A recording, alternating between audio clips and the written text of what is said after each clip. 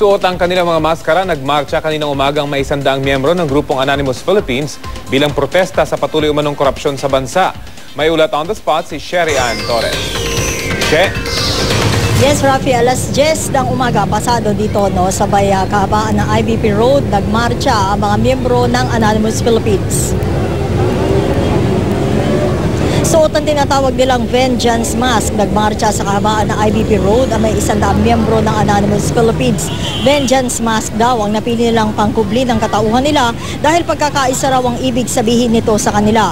Karamihan daw sa kanila, kabataang naniniwalang dapat na magkaisa ang mga Pilipino sa paggawa ng mga hakbang para wakasan na ang korupsyon sa bansa. Pero ang pagmamarcha ng grupo patungo sa pinakatarangkahan ng Batasang Pambansa Complex agad pinigil ng mga pulis. Paano naman po ang freedom of expression namin? Kaya nga dito meron tayong freedom park. Pero hindi po kami maririnig ng mga kongresista doon. Lahat ng press, ng media. Wala po may impact pa rin yan. Dito, ang mga kongresista ang dapat nakinig sa amin. Sa gitna na mahinahong pagkikipagdialogo ng mga pulis, nagmatigas na manatili sa kalsada ang mga rallyista. Kaya ang resulta, ang pagbagal ng daloy ng trapiko sa kahabaan ng IBP Road. Issue ng pork barrel ng mga kongresista at pangulo ang pinupuntirya rito ng Anonymous Philippines. Sabi ng mga nakausap namin, kasama rin sa isinusulong nila ang People's Initiative para mapawalang bisa na ang pork barrel system, pati na ang pagsasabatas ng Freedom of Information Bill.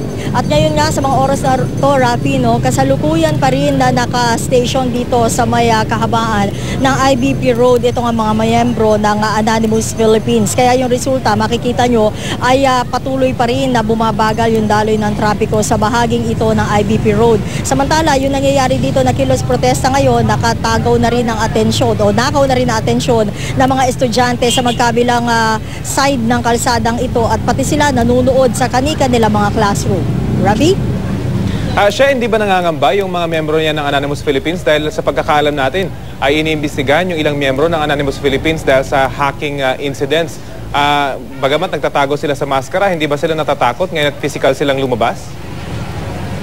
Rafi, tinanong ko yan kanina dun sa 3 o 4 na mga miyembro. Ang sabi nila, hindi raw sila natatakot dahil para sa kanila, freedom of information at pagmamahal sa bayan yung ginagawa nila ngayon na pagkikilos protesta. Actually, Rafi, isa dyan sa nakausap natin, wala talagang maskara at taga Marikina siya. Sabi niya, hindi raw siya naniniwala na meron siyang nilalabag na batas at patuloy din daw siya nasasama sa mga kilos protesta ng Anonymous Philippines kahit na wala pa siyang sinusuot na maskara. Rafi?